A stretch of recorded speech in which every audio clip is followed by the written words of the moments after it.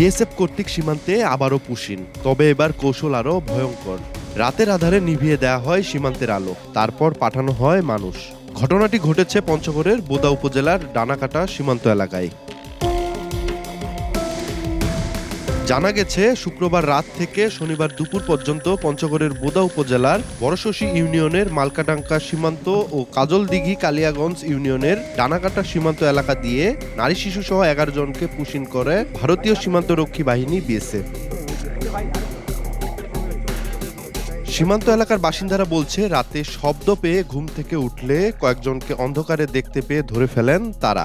এরপর খবর দেয়া হয় বিজিবিকে। দুপুর পর্যন্ত পৃথক সীমান্তে আরও মানুষ আটক হলে বিকেলে আটক সবাইকে বোদা থানা পুলিশের কাছে দেয়া হয়। এদিকে স্থানীয়দের দাবি, বিএসএফ পরিকল্পিতভাবে সীমান্তে থাকা বাতির আলো বন্ধ করে দিয়ে নতুন পদ্ধতি অবলম্বন করছে। তবে বিজিবির পাশাপাশি নিজেরা সতর্ক রয়েছে বলে জানান বাসিন্দারা। রাত 12টার সময় তারা যে ভারতের সীমানার যে লাইট আলো তারা বন্ধ করছে। বন্ধ করার পরে ঘন্টাখানিক পরে আমাদের তারা পুশিং করছে। তারকাটার উপরে যে লাইট দেওয়া থাকে সাধারণত এই লাইট কখনো অফ হয় না, মানে ভারতের বিদ্যুৎ কখনো যায় না।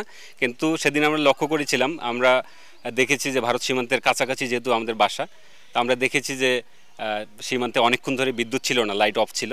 তারা বলে তারা নাকি ইন্ডিয়া থেকে আসছে, তো এতে আমাদের সন্দেহ আরও প্রবণ হয়ে যায়। তখন আমরা বিজিবিকে, স্থানীয় যে বিজিবি আছে বিজিবিকে খবর দিই। পরবর্তীতে বিজিবি আসে। আর ইদানিং আমরা লক্ষ্য করেছি যে বাংলাদেশের বিভিন্ন সীমান্ত দিয়ে ইন্ডিয়া পুশিং করতেছে অলরেডি আর কি। মানে বিজিবি সহ আমরা রাত 2টা বা 3টার মধ্যেও আমরা আর কি টোল পার্টি আমরা সাথে থাকি আর কি। এ বিষয়ে বিজিবির কোনো মন্তব্য পাওয়া না গেলেও পুলিশ বলছে, বিজিবির পক্ষ থেকে আটককৃত 10 জনের বিরুদ্ধে পাসপোর্ট আইনে মামলা দায়ের হয়েছে। কালকে পাঠানো হয়েছে, রাত 10টায় গেছে। ওই যে পাসপোর্ট আইনে মামলা হয়েছে 11-1 পাসপোর্ট আইনে, অবৈধ পাসপোর্ট ছাড়াই প্রবেশ। এদিকে একই ঘটনায় আটক 10 বছর বয়সী শিশুটিকে বিজিবি ও সমাজসেবা অধিদপ্তরের প্রবেশন কর্মকর্তার মাধ্যমে প্রকৃত অভিভাবকের কাছে পাঠানোর প্রক্রিয়া চলছে। সোহাগ হায়দার, সময় সংবাদ, পঞ্চগড়।